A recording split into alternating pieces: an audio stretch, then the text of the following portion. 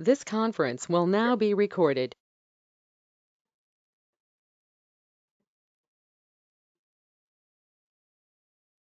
बिस्मिल्लाहिर्रहमानिर्रहीम रब्बि इश्रह ली सदरी व यस्सिर ली अमरी वहलुल उक़दतम मिन लिसानी यफ़क़हू क़ौली। मैं आपसे डॉक्टर इमरान शहजाद बात कर रहा हूँ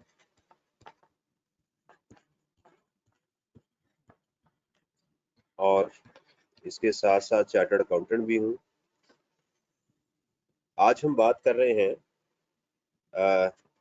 हमारा जो एग्ज़ाम फोकस सेशन है कि हम एग्ज़ाम के अंदर कैसे क्वालिफाई करें, और उसके लिए आज हमारे जो टॉपिक में जो चीज़ें डिस्कस होंगी उसमें हम रिवाइज करेंगे सैलरी की प्रोविज़न को, उसमें हम डोनेशन का एक इशू आएगा उसको डिस्कस करेंगे। सैलरी में हम बात करेंगे tax borne by the employer,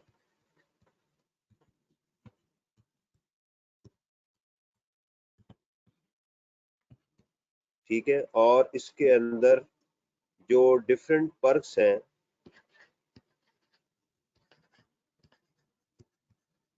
और बेनिफिट्स जो हैं उसको डिस्कस करेंगे। सैलरी जो हमारी रिसीट बेसिस पे टैक्स होती है या अक्रूवल बेसिस पे टैक्स होती है उसको डिस्कस करेंगे।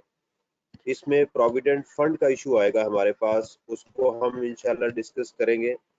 और प्रोविडेंट फंड के अंदर एक्यूमुलेटेड बैलेंस को कैसे कैलकुलेट किया जाता है उसको भी इंशाल्लाह हम डिस्कस करेंगे। आपकी अगर कोई इंक्वायरीज हो, कोई इसके अलावा क्वेश्चंस हो, तो ये मैं अपना सेल नंबर लिख रहा हूँ, आप इसके ऊपर मुझे व्हाट्सएप कर सकते हैं। अस्सलाम वालेकुम सर, आपकी आवाज़ नहीं आ रही सर। वालेकुम सलाम जी बेटा।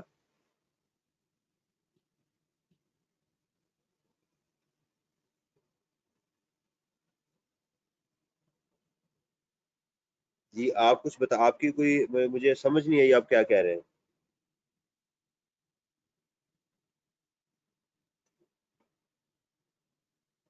मेरी बेटा आप लोगों को आवाज क्लियर है, स्क्रीन शेयर्ड है आप लोगों के साथ?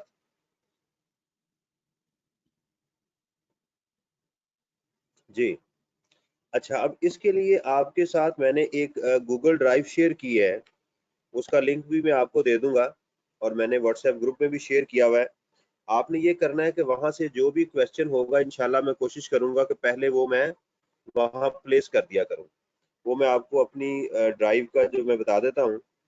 आप इस लिंक पे जब जाएंगे तो ये आपको डायरेक्ट मेरी एक गूगल ड्राइव में आपको ले जाएगा। ये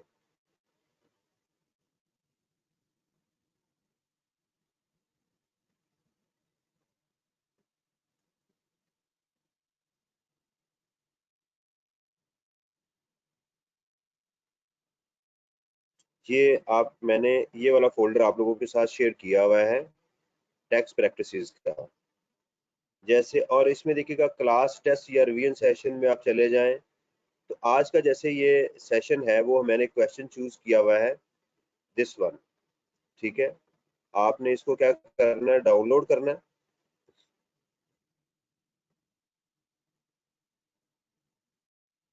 ठीक है जी, हम इसको अपने फोल्डर में इसको डाउनलोड कर लेते हैं।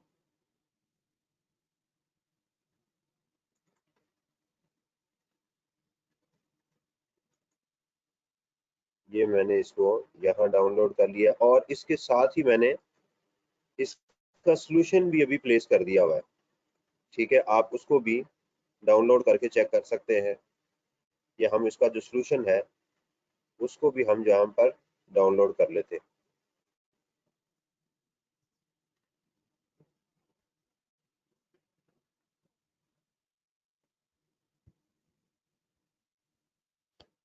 ठीक है जी,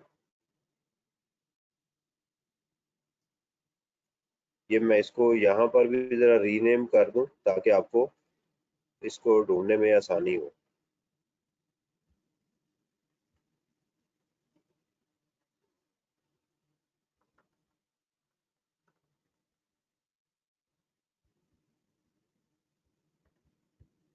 ठीक है, ये मैंने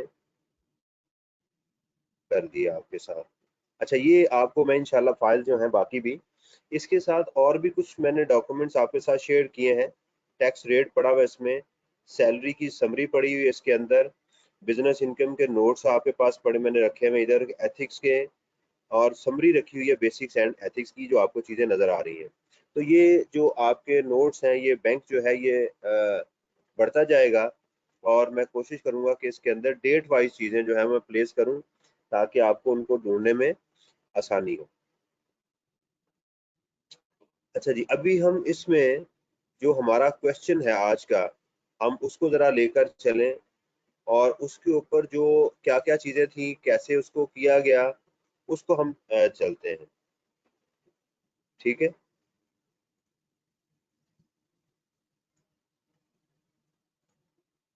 ये मैंने अभी ज़रा स्क्रीन, मैं ज़रा क्वेश्चन को इंसर्ट कर लूँ, फिर मैं आपसे बात करता हूँ इसमें।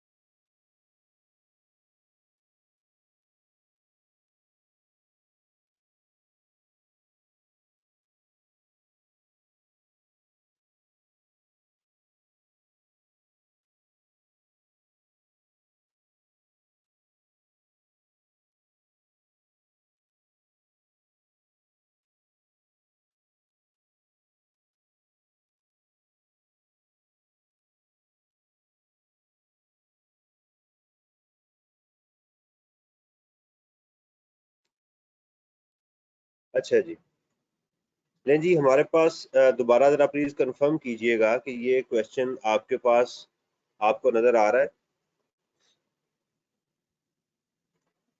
और स्क्रीन भी शेयर्ड है, ताकि अब मैं प्रॉपर इसको स्टार्ट करूं।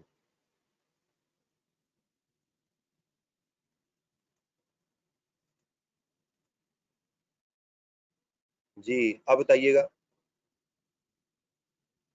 अब स्क्रीन आप लोगों के साथ शेयर्ड है? ओके जी, बिस्मिल्लाहिर्रहमानिर्रहीम। ले जी, आज हमारे पास ये हमारा असल में जो कैफ 2 है, उसका नॉर्मली ये क्वेश्चन नंबर 1 होता है, ये पहले मैं आपको बता दूं। ठीक है, थैंक यू। अब इस क्वेश्चन के अंदर पहले हम इसकी जरा रिक्वायरमेंट को देखते हैं, फिर इसको लेकर चलते हैं। अच्छा, हमारे इस क्वेश्चन का जो मकसद होगा, वो असल में मकसद ये है कि रिवाइज करना और चीज़ों को आगे लेकर चलना। इसमें 2 क्वेश्चन है। रिक्वायरमेंट है compute taxable income, tax liability, tax payable of mister Qasim for tax year 2022, 20 number का ये बड़ा अच्छा एक क्वेश्चन है। तो चले जी, इसको स्टार्ट करते हैं। क्वेश्चन को देखने से पहले हमें क्वेश्चन को वर्टिकली देखना होता है कि ये है क्या। जैसे है मिस्टर कासिम, इनकम फ्रॉम जीआईएच, और यहाँ सैलरी गिवन है, एक चीज कंफर्म हो गई, अदर इंफॉर्मेशन गिवन है, after retirement he is doing a part time business. तो हमें इसमें से कुछ फिलहाल चीजें मिली कि ये सैलरी का क्वेश्चन है, और सैलरी के क्वेश्चन में क्या इसमें चल रहा है हमारे साथ। मैं इसका जरा पेन का कलर भी चेंज कर लूँ जी, ताकि जरा थोड़ा सा हाईलाइट हो जाए। अब इस क्वेश्चन को देख के जो पहला पैरा होता है, ये इंपॉर्टेंट होता है, हमें उससे कुछ चीजें पता चल रही होती हैं। जब सैलरी का क्वेश्चन आएगा, तो आपने जहां पर वो जॉब कर रहे हैं ना, उसके एम्प्लॉयर का स्टेटस आपको पता होना चाहिए। क्यों? क्योंकि अगर ये लिस्टेड कंपनी में जॉब कर रहा होगा ना, तो फिर हमें जो एम्प्लॉय शेयर स्कीम है अंडर सेक्शन 14, उसका एक इशू होता है जिसको हमने देखना होता है, नंबर 1। नंबर 2, इसके अंदर जो इंटरेस्ट होता है ना, अगर ये अपने एम्प्लॉयर से इंटरेस्ट ले, तो उसका भी एक ट्रीटमेंट होता है जिसका ताल्लुक लिस्टेड कंपनी के साथ है। अब देखते हैं जी, mister Kasim who was non employ director of Gem International hotel. ये देखिएगा होटल है, दो चीजें हमें यहाँ समझ आई। ये अब देखिएगा, नॉन एम्प्लॉय डायरेक्टर को हमने पढ़ा था ग्रेचुटी में, ठीक है। अगर अनअप्रूव्ड ग्रेचुटी मिले, ताल्लुक देखें इसका, नॉन एम्प्लॉय डायरेक्टर को, तो वो टोटली टैक्सेबल होगी।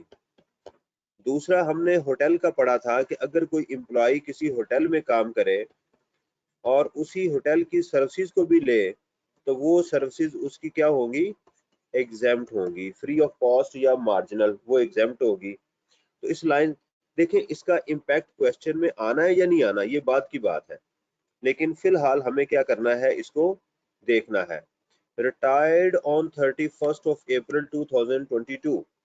अगर क्वेश्चन में कुछ भी नहीं मेंशन किया गया तो हमें क्वेश्चन के को नॉर्मल टैक्स ईयर में लेके चलना होता है, ठीक। अच्छा अब देखिएगा, तो हमारा जो टैक्स ईयर है कहाँ से स्टार्ट होता है, जुलाई से। 1 जुलाई 21 से स्टार्ट होके 30 जून 2022 तक चलेगा। ये साहब रिटायर्ड हो रहे हैं 31 अप्रैल को, तो ये आ गया हमारे पास 31 अप्रैल, मई एंड जून, 10 मंथ बन गए। तो लिहाजा हमें असूलन अब जो सैलरी है उसको 10 पे मल्टीप्लाई करना चाहिए।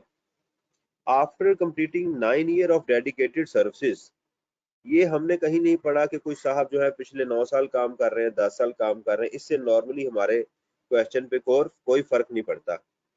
The detail of mister Qasim income for the current year is as given below. ये आ गई हमारे पास, नंबर 1 है जी बेसिक सैलरी। ये क्या है जी हमारे पास, टोटली टैक्सेबल। डीएनएस अलाउंस क्या है, टोटली टैक्सेबल। लेकिन डीएनएस अलाउंस का आगे इम्पैक्ट आ सकता है प्रोविडेंट फंड के लिए, लेकिन खुद ये टोटली टैक्सेबल होता है। मेडिकल अलाउंस जो है जी ये 10% एग्जेम्प्ट होगा, लेकिन अगर मेडिकल फैसिलिटी दी जाएगी इसके साथ तो फिर ये टोटली टैक्सेबल हो जाएगा। Utility allowances totally taxable, cost of living allowance totally taxable, इसका कोई नहीं होगा।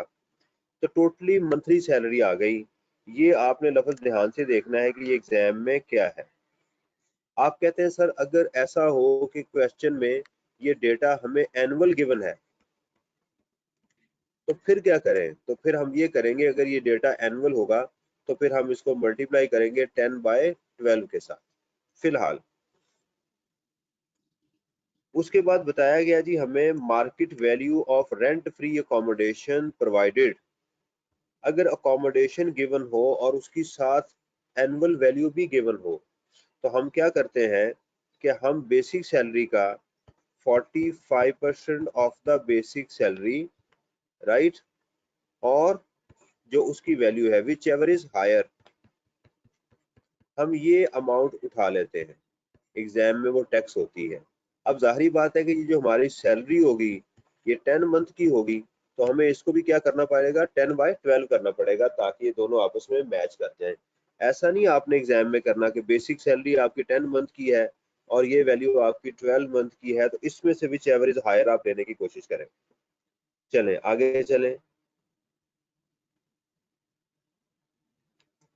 He has already received advance salary of 2 months of this year in the previous year।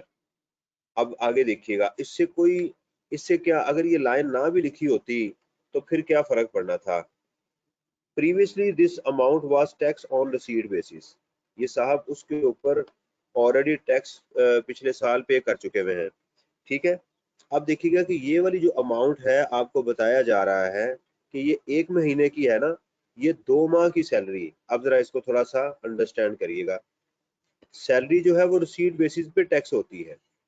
हमारा है टैक्स ईयर 2022, ये है 2021। वो क्या उन्होंने क्या किया कि इस साल की सैलरी पिछले साल 2 माह की एडवांस में ले चुके हुए हैं, यानी मंथली सैलरी बनती है 405 मल्टीप्लाइड बाय 2, ये कैश में जो सैलरी है वो यहाँ पर ले चुके हुए हैं, यहाँ पर वो छोड़ के जा चुके हुए हैं। अब बना क्या देखिएगा, उन्होंने इस साल तो 10 मंथ काम किया, लेकिन इसमें से जो 2 माह की सैलरी है वो ऑलरेडी पीछे टैक्स हो चुकी हुई है। तो लिहाजा अब यहाँ पर जो हमारी सैलरी बनेगी वो 10 माह की नहीं बन रही, बल्कि कितनी बन रही है, 8 मंथ की। ठीक है, तो ये 2 माह की जो सैलरी है वो ऑलरेडी पिछले साल टैक्स हो चुकी हुई है। और लॉ हमें ये कहता है कि अगर पाकिस्तान में कोई चीज टैक्स हो जाएगी तो दोबारा उसके ऊपर टैक्स नहीं लगता। ये बात कंफर्म है। तो लिहाजा हम इसमें जो कैलकुलेशन करेंगे, जो हमने सोचा था कि ये वाली 10 मंथ है, तो अब लिहाजा इन अमाउंट्स को हमें किसके साथ मल्टीप्लाई करना चाहिए, 8/12 के साथ करना चाहिए। ठीक है जी, ये चीज है। इसका टैक्स के साथ कोई खास ताल्लुक नहीं है, बस ये एक नॉर्मल असूल की बात की जा रही है कि अगर ये पिछले साल टैक्स हो चुकी है तो अब हम इसको टैक्स नहीं करेंगे। अब देखिएगा, he was provided with a car, अगली चीज आ गई, he was provided with a car for both purposes. Both purposes में हम क्या करते हैं, 5% लेते हैं। बोथ से क्या मुराद है, प्राइवेट एंड प्राइवेट, और इसके साथ बिजनेस पर्पज को हम लेते हैं, private plus business. Which was purchase 2 years, यहाँ डी आना चाहिए था, purchase 2 years ago for 2 million। ये 10 साल पहले भी होती तो उससे भी कोई फर्क नहीं पड़ता, 2 साल का इसके साथ कोई खास ताल्लुक नहीं है। ये 10 साल पहले हो, 5 साल पहले हो, आपने उस डेट की जो कॉस्ट है उसको लेना है। The fair market value of the car at the end of this year was this. ये गलत बात है, ये हमारे ईमान को खराब करने वाली बात है, क्योंकि जब गाड़ी आपने परचेज की है तो हमें क्या चाहिए, कॉस्ट। तो लिहाजा हमें क्या करना होगा, जो 2 मिलियन है उसका 5% इंटू 10/12 हमने एग्जाम में वो लेना होगा। अब आप कहेंगे सर अभी तो आपने 8/12 कहा था, अभी आप आ गए हैं 10/12 के ऊपर, तो ये क्या गेम कर रहे हैं आप हमारे साथ। बेटा देखें, उसने ये वाली अमाउंट ली है 8 माह, ये पिछले साल, इसको हम 8 से मल्टीप्लाई करेंगे, लेकिन गाड़ी जो है वो तो 10 माह के लिए इस्तेमाल हुई है ना, गाड़ी जो है वो तो 10 माह के लिए इस्तेमाल किया उसने, इसका तो टैक्स उसने एडवांस में नहीं लिया हुआ ना। तो ये जो परपोजिट है इसको 10 से ही मल्टीप्लाई करना होगा। इसीलिए आपने कोई क्वेश्चन पूछा, मैं बाद में रिप्लाई कर देता हूँ आपको, ये आप नोट कीजिएगा। तो ये बात आ गई, ठीक हो गया, तो हम इसमें करेंगे। लेकिन एग्जाम में ये बात याद रखिएगा कि अगर किसी बच्चे ने इसको 5% इंटू 8/12 कर दिया तो भाई ये गलती होती है, हो जाती है गलती, इसलिए इससे घबराना नहीं चाहिए। लेकिन एक्यूरेसी की मैं बात कर रहा हूँ कि एक्यूरेटली यही अमाउंट बनती है। On his retirement, he received gratuity of 2.6 million from an unrecognized gratuity fund maintained by GIH and a pension amounting rupees 50,000 per month from the date of his retirement. देखिएगा, pension हमेशा exempt होती है अगर कोई exception given ना हो, लेकिन ये जो ग्रेचुटी मिली है अनअप्रूव्ड ग्रेचुटी, इसका असूल ये था कि ये 75,000 रुपीज और 50% of the gratuity which ever is lower, ये एग्जाम थी। लेकिन चूंकि ये शुरू में हमने पढ़ा कि ये नॉन एम्प्लॉय डायरेक्टर है, तो लिहाजा ये अमाउंट क्या होनी चाहिए, टोटली टैक्स होनी चाहिए, दिस वन। ठीक है, तो लिहाजा इसके अंदर दो अमाउंट्स हमें मिली, एक टोटली टैक्स हो जाएगी और एक totally exam. Pension totally exam हो जाएगी और ग्रेचुटी टोटली टैक्सेबल हो जाएगी। उसके बाद देखिएगा, provident fund 10% both by employer and employee, बजाय अमाउंट देने के उन्होंने क्या किया, हमें इसकी परसेंटेज बता दी। तो ठीक है, तो ये 10% किसका होता है, ये बेसिक सैलरी का होता है। तो हम क्या करेंगे एग्जाम में, जो एम्प्लॉयर इंटरेस्ट है उसकी बेसिक सैलरी का 10% एज एन एम्प्लॉयर ले लेंगे। अब प्रोविडेंट फंड का नहीं बताया गया कि ये कौन सा है, तो इसकी अजम्पशन ये होती है कि एग्जाम के अंदर इसको हमेशा रिकॉग्नाइज लिया जाता है। Interest credited in this provident fund account rupees 250,000, दूसरी अमाउंट भी आ गई एट द रेट ऑफ 18%। देखिएगा, एग्जाम के अंदर हमें जो चीज होती है कि हमने प्रोविडेंट फंड लेना होता है, मैं थोड़ा सा आपको एक्सप्लेन कर दूं। जो रिकॉग्नाइज प्रोविडेंट फंड होता है उसमें आपने दो चीजें उठानी होती हैं। जरा कलर चेंज कर लूं ताकि आपको इससे अच्छी समझ आ जाए। इसमें आपने एम्प्लॉयर कंट्रीब्यूशन एग्जाम में लेना होता है।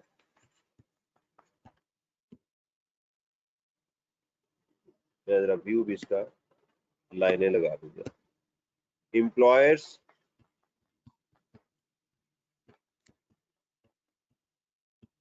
कंट्रीब्यूशन, और आपने एग्जाम में इंटरेस्ट उसके ऊपर जो है वो लेना होता है, इंटरेस्ट क्रेडिटेड उसको। ये दोनों अमाउंट्स आपने लिख ली।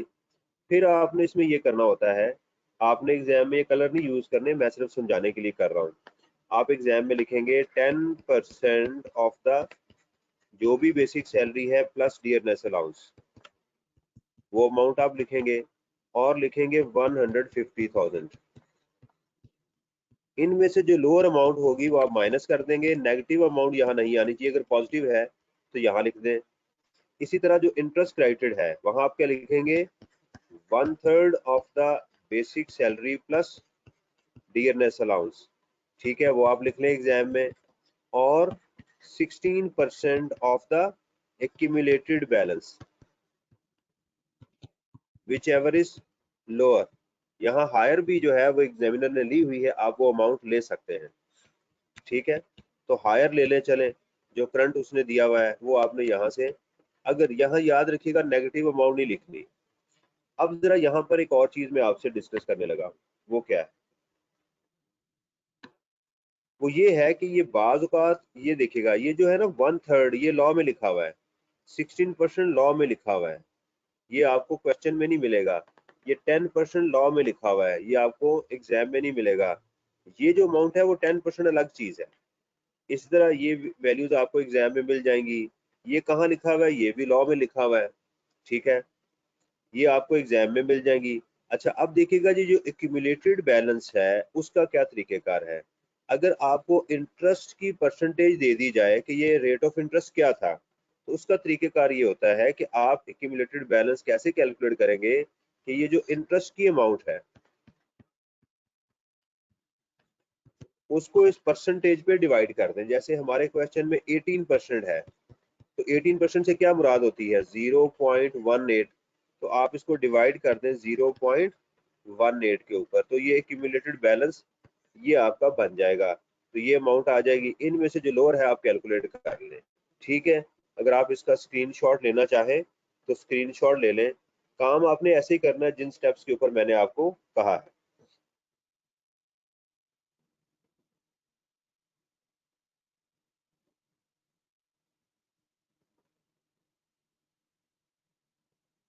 जी चलें जी, आगे चलते हैं।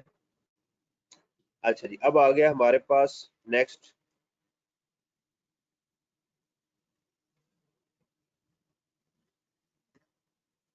अच्छा जी, अब देखिएगा आगे आ गया point number 5। He was entitled for medical facility but he did not take any benefit out of it, तो सो व्हाट। अब इसकी वजह से हमारा जो मेडिकल अलाउंस है वो टैक्सेबल हो जाएगा।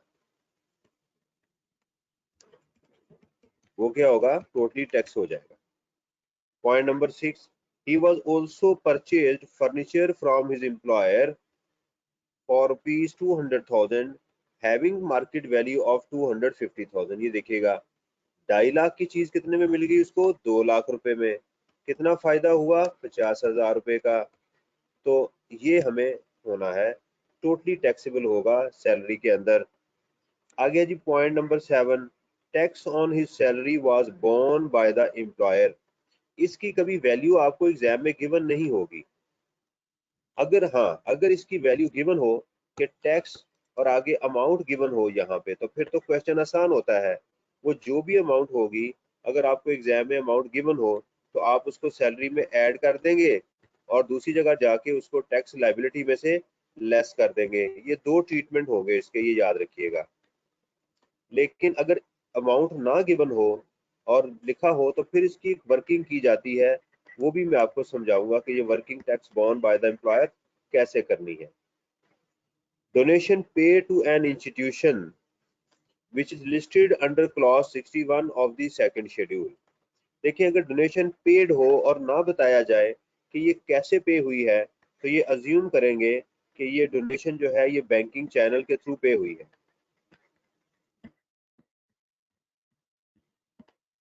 ठीक है जी, किसके थ्रू है ये? बैंकिंग चैनल के थ्रू ये पे हुई है, इसलिए इसको हम अज्यूम करेंगे। और ये जो डोनेशन होती है, याद रखें, इसको कभी भी इनकम में से माइनस आपने अभी नहीं करना। इस साल की जो चीज है, इसको टैक्स लायबिलिटी में जाके इसके ऊपर क्रेडिट मिलता है।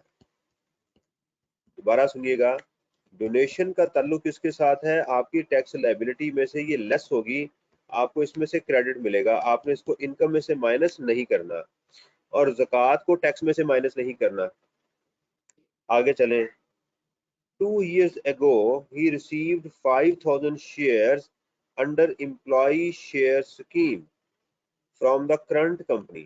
इस कंपनी से उसको 2 साल पहले उसको शेयर्स मिले थे at ₹30, 30 रुपए के।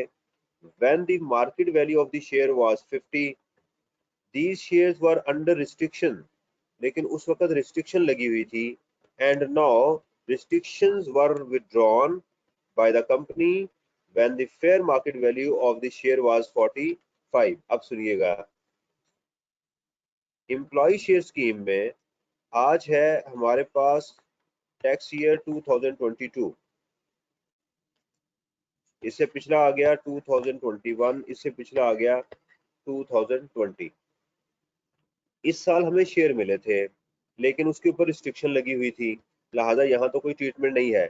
यहाँ उसकी रिस्ट्रिक्शन विड्रॉ कर दी गई, तो अब लॉ ये कहता है कि आपकी जो उसकी फेयर मार्केट वैल्यू है माइनस उसकी जो कॉस्ट है वो आपकी सैलरी में ऐड की जाएगी।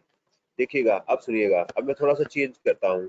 अगर एग्जामिनर कहता कि उसको 2 साल पहले शेयर्स मिले थे, ठीक है, उस वक्त उसकी वैल्यू थी 35, ये शेयर था कितने का था? ये शेयर 50 का, 30 का, सॉरी 30 का शेयर था, यानी हमने यहाँ पर 30 पे कर दिए उसको। उस वक्त उसकी वैल्यू थी 50, आज इसकी वैल्यू जो है वो है 45। देखिए, ये जो वैल्यू जब हमें शेयर मिले थे उस वक्त इस पे रिस्ट्रिक्शन लगी हुई थी, तो लिहाजा हमारे लिए ये वैल्यू इररेलेवेंट है एग्जाम के अंदर, इसको हमने इग्नोर करना है। क्योंकि यहाँ रिस्ट्रिक्शन विड्रॉ की गई, तो यहाँ हम इसमें से क्या करेंगे, 40 में से 30 माइनस करेंगे 45 में से, तो 15 का डिफरेंस मल्टीप्लाइड बाय 5000 शेयर हम इसकी सैलरी में ऐड करेंगे। ये इसका असल में ट्रीटमेंट है। Is it clear? ये हमारा असल में ये वाला ट्रीटमेंट है जिसको हमने वो करना है। अगर वो ये बताता क्वेश्चन में कि इस पे रिस्ट्रिक्शन नहीं थी, या बात गौर से सुनिएगा, और हमें ये शेयर 2020 में मिल चुके थे और खामोश हो और आज की फेयर मार्केट वैल्यू भी बता दे, तो आपने एग्जाम में कुछ भी नहीं करना। दोबारा सुन लीजिएगा कि अगर इस क्वेश्चन में ये बता दिया जाता कि यहाँ रिस्ट्रिक्शन नहीं थी और आज की फेयर मार्केट वैल्यू बता दी जाए, तो भाई ऑलरेडी हम उस साल 20 पर शेयर उसकी सैलरी में ऐड कर चुके हैं, तो लिहाजा यहाँ फिर कोई ट्रीटमेंट नहीं होगा। ये ट्रीटमेंट इसलिए हम कर रहे हैं कि इस साल उसकी रिस्ट्रिक्शन को विड्रॉ किया गया है। अच्छा जी, आगे चलें। कहते जी, after retirement he started his part time business and earned taxable income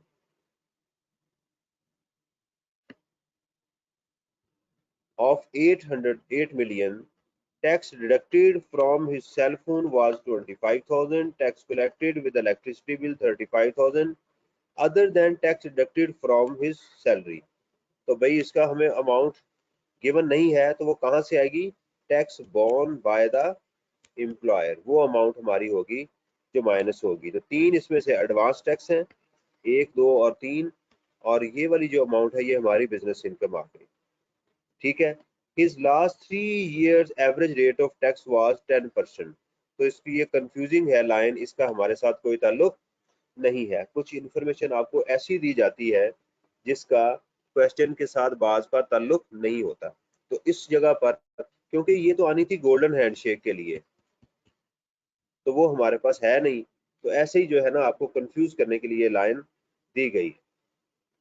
अब चलते हैं जी इसके सोल्यूशन के ऊपर, कि इसका जो एक सजेस्टेड सोल्यूशन है वो क्या होना चाहिए।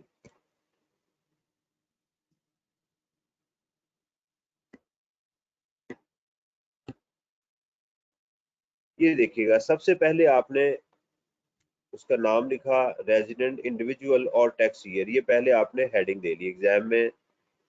फिर यहाँ आप लिख सकते हैं कंप्यूटेशन ऑफ टैक्सेबल इनकम, बल्कि बेहतर यही है कि लिखें कंप्यूटेशन ऑफ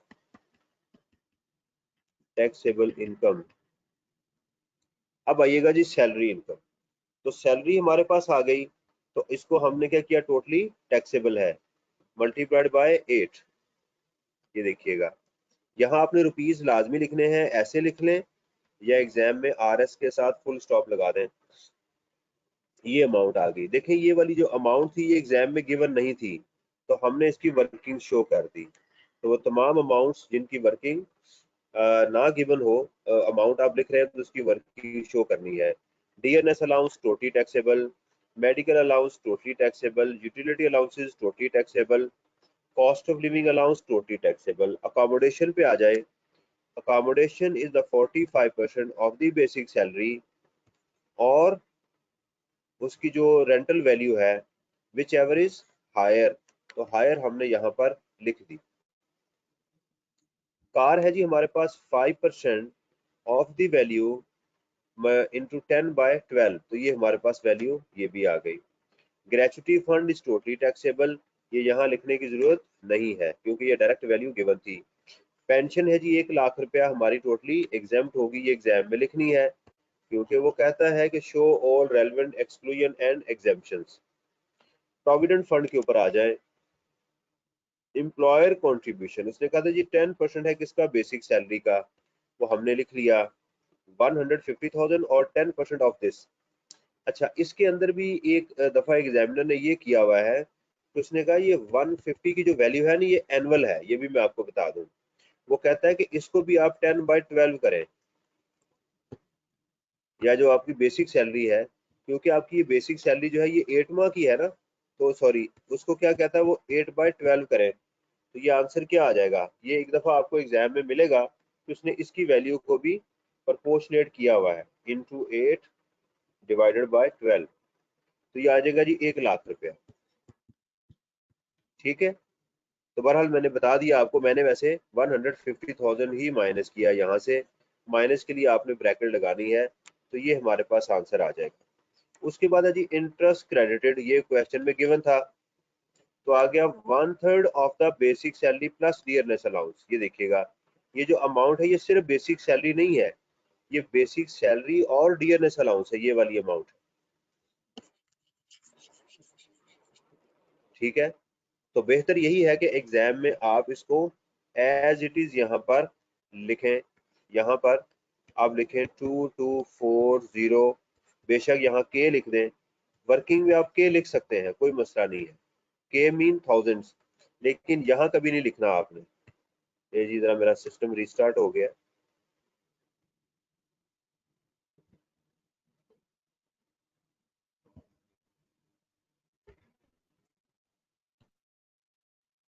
जी, तो आपने, मैं बात कर रहा था कि यहाँ पर आप जो है वो 80,000,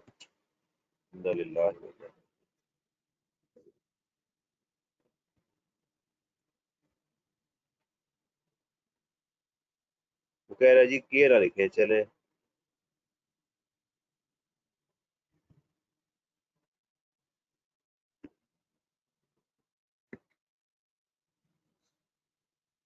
एक्सट्रीमली सॉरी, ये बार बार जो है ये रिस्टार्ट हो रहा है।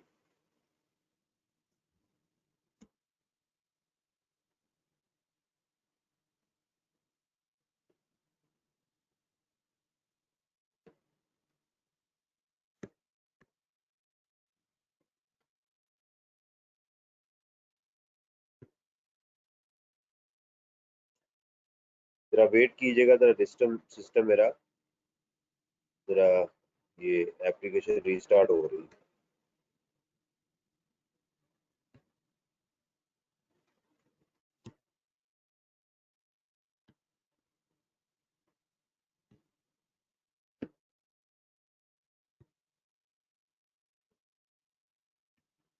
जी आप लोगों के साथ स्क्रीन शेयर्ड है मेरी?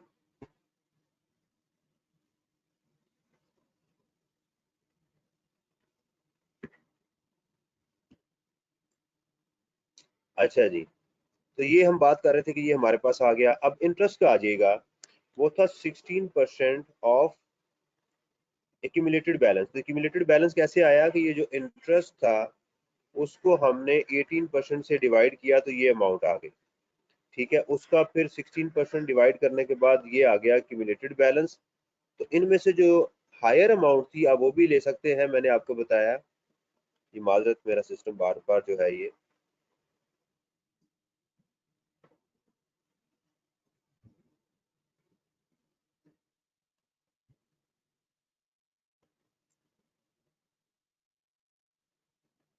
अच्छा जी, यहाँ पर मैं बात कर रहा था, सॉरी आपको बॉदरेशन हो रही है। तो यहाँ पर आप जो है हायर अमाउंट एग्जामिनर ने ली हुई है वो भी ले सकते हैं, तो फिर ये सारी एग्जाम्प्ट हो जाएगी। बहरहाल मैंने फिलहाल लोअर ली हुई है। फर्नीचर आ गया। इन्ना लिल्लाह व इन्ना-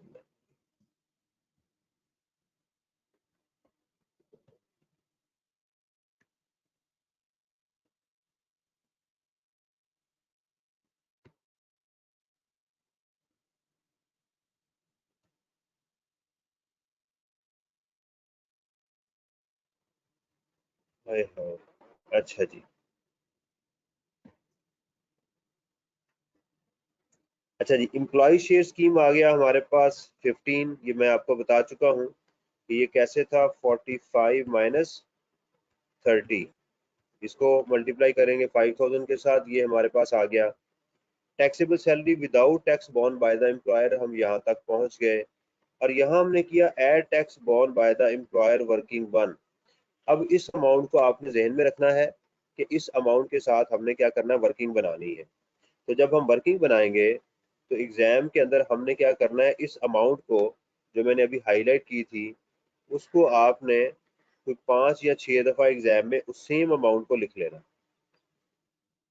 ठीक हो गया। इस अमाउंट को लिखने के बाद आपने अपना जो चार्ट है, रेट ऑफ टैक्सेस है, उसको आपने देखना है। उस टेबल में जाके कैलकुलेटर के ऊपर ही बेशक करके इसका जो टैक्स होगा वो आपने यहाँ पर ऐड करना है इसी अमाउंट के अंदर। जो वैल्यू आएगी, अब आपने इसको भूल जाना है, फिर उसी का टैक्स आपने यहाँ पर ऐड करना है। ठीक है, जो नया टैक्स आएगा दोबारा, अच्छा ये हो सकता है कि आप यहाँ पर जो है वो किसी एक स्लैब में हो और यहाँ पर किसी दूसरी स्लैब में चले जाएं, यानी ये वाली अमाउंट जो है आपकी एक स्लैब में फॉल कर रही है, जो आंसर आ रहा है वो किसी दूसरी स्लैब में चला गया। तो इससे आपने घबराना नहीं है। इसका जो टैक्स बनता है वो यहाँ लिखें, इसका जो टैक्स बनता है वो इधर लिखें। ठीक है, वो भी आपने ऐड किया तो नई अमाउंट आ गई, फिर आपने उसका टैक्स ऐड किया उसी अमाउंट, या ये अमाउंट चेंज नहीं करनी। ठीक है, अब देखिएगा नई अमाउंट आ गई, इसका टैक्स आपने लिया तो ये वाला टैक्स आ गया। यहाँ ये सेम अमाउंट चल रही है, फिर उस अमाउंट का टैक्स आपने ऐड किया, फिर आपने उसी अमाउंट का टैक्स ऐड किया। अब जरा यहाँ देखिएगा, जो डिफरेंस है कुछ थाउजेंड्स में रह गया हुआ है ये वाला इन दोनों का। ठीक है, ये अमाउंट पहले डिफरेंस ज्यादा था, अब ये डिफरेंस जो है वो कम हो चुका हुआ है। तो तकरीबन 6 स्टेप तक जब आप चले जाएं तो ये वाली जो अमाउंट है इसको आपने सैलरी में ऐड करना है और टैक्स लाइबिलिटी में से माइनस करना है। ठीक है, इस तरह से ये हमारी जो है वो tax borne by the employer वो आ जाएगा। ठीक है जी, तो इसके साथ आपने रेफरेंस दे दिया, इसको सैलरी में ऐड कर दिया, तो ये हमारी आ गई टैक्सेबल सैलरी। उसके बाद क्वेश्चन में बिजनेस इनकम गिवन थी, वो भी हमने इसमें ऐड कर दी।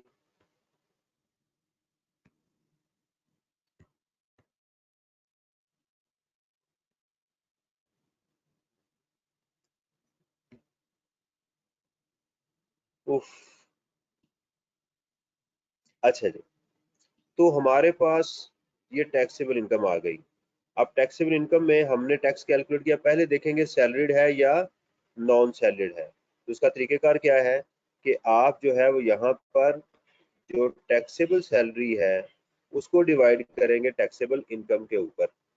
इसको मैंने टोटल इनकम इसलिए नहीं लिखा क्योंकि इस क्वेश्चन में ज़कात और डोनेशन नहीं थी। जब डिवाइड किया तो इसका आंसर 75% से ज्यादा नहीं है, लिहाजा क्या लिखेंगे, नॉन सैलरीड। तो टैक्सेशन में जाके क्या लिखेंगे, इसको नॉन सैलरीड केस। अब नॉन सैलरीड केस के लिए इसका रेट देखेंगे, जो हमारी टैक्सेबल इनकम है वो, और आप रेट देखेंगे तो उसमें लिखा होगा 1.22 million plus 35% of the amount exceeding 6 million. ये हमारे पास टैक्स आ गया।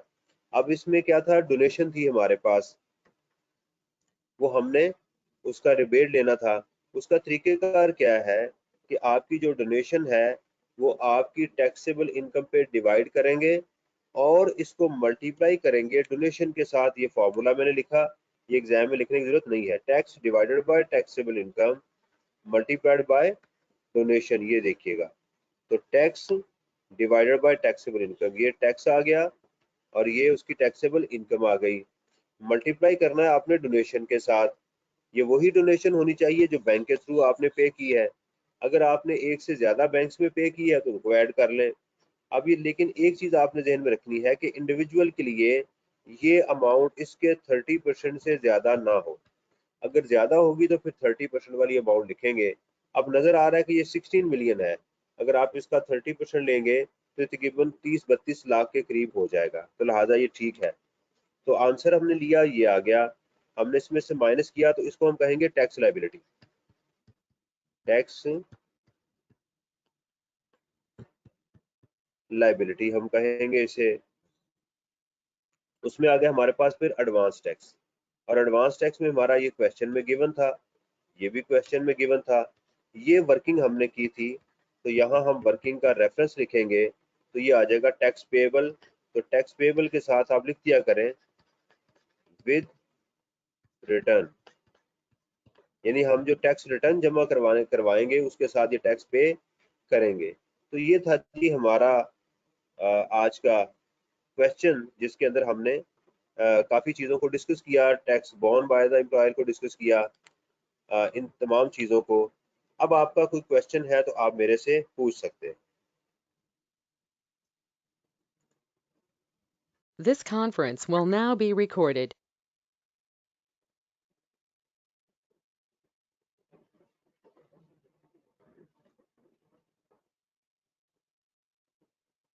जी, इनका सवाल ये है कि जो tax borne by the employer है उसको ज़रा दोबारा समझा दें।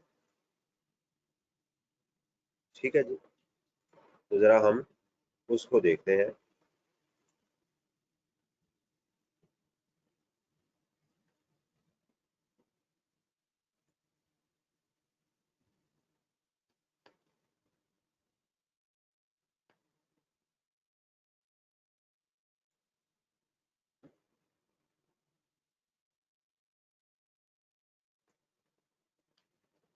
ये दो बातें इन्होंने पूछी हैं कि एम्प्लॉय शेयर स्कीम का भी दोबारा समझा दें और tax borne by the employer का भी समझा दें। देखें, जब क्वेश्चन में गिवन हो कि tax borne by the employer, ये बात गिवन हो ना, tax borne by the employer, तो आपने क्या करना है कि सैलरी की तमाम आइटम जो आपको क्वेश्चन में गिवन होंगी आपने उसको यहाँ पर लिख लेना, उनका यहाँ पर जाके सब टोटल करना आपने।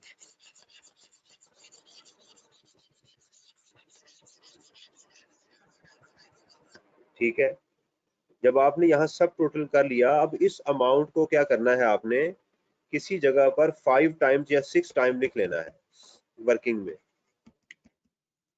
721811 7218 7218 111 7218 111 7218 111, ये लिख लेना। फिर आपने क्या करना है कि इस अमाउंट को टैक्स रेट्स में, यहाँ सिर्फ सैलरी का रेट देखना है, तो इसका टैक्स इसमें ऐड करना है। ठीक है, वो कैलकुलेटर पे जाकर आप ऐड करें, जो भी टैक्स रेट इसका सैलरी का बन रहा है वो इसमें ऐड कर दें। तो ये एक नई अमाउंट आ जाएगी, लेट्स सपोज वाई आ गई।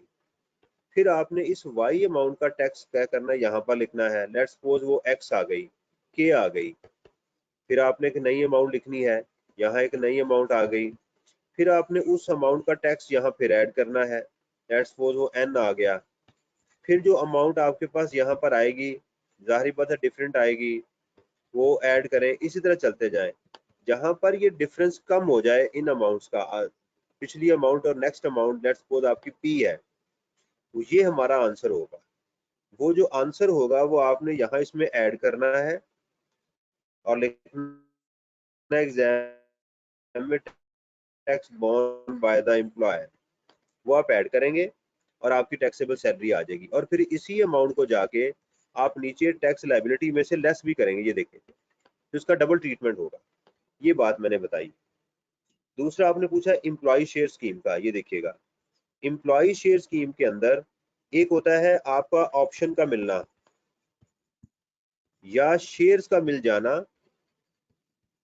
विद रिस्ट्रिक्शन, इसका कोई ट्रीटमेंट नहीं होता। लेकिन अगर आपको शेयर्स मिल जाए या रिस्ट्रिक्शन विड्रॉ कर ली जाए,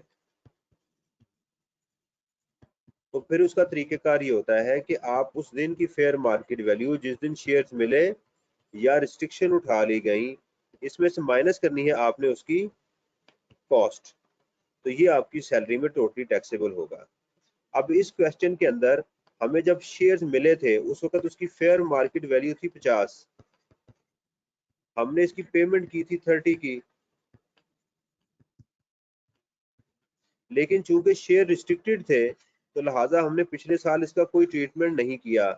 नेक्स्ट ईयर में जाके जिस दिन उसकी फेयर मार्केट वैल्यू 45 थी, तो उस दिन हमें ये रिस्ट्रिक्शन विड्रॉ कर दी गई, तो हमने इसमें से उसकी जो पेमेंट थी, जो कॉस्ट थी, वो माइनस की, तो आंसर कितना आ गया हमारे पास, 15 का। इसको हमने मल्टीप्लाई कर दिया 5000 के साथ, तो 2022 में ये हमारी सैलरी में टैक्स हो गया। ये बात मैंने बताई है, ठीक है जी। दो बातें आपने पूछी थी, मैंने आपको बता दी।